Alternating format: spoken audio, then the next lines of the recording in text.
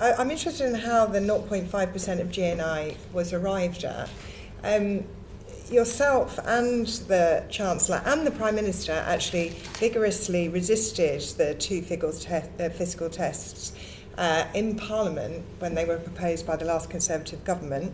The Chancellor argued that the simplicity of the 0.7% commitment is that it reflects difficult domestic conditions.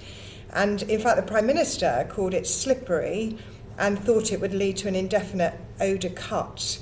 Now, we've just spoken to your two officials who tell me they don't expect to get into the position of 0.7% because the OBR say they can't under the fiscal rules that your party so vigorously argued against. So why choose those fiscal rules? And how did you arrive at the 0.5% GNI?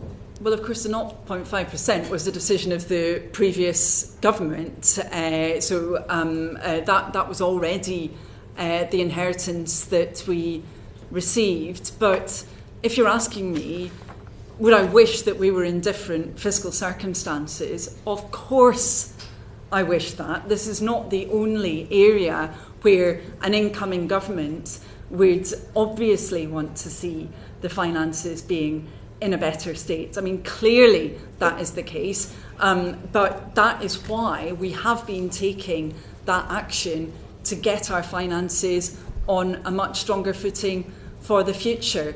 And, you know, I'm sure you would, just about every select committee, I suspect, will be having a similar discussion. But I would say perhaps the difference to previously, maybe, is that this government is really determined to get our economy into a situation where it is more sustainable into the future. That will mean taking some difficult decisions that some parties may agree with or not. But we're doing that so we can be in that stronger position in the future.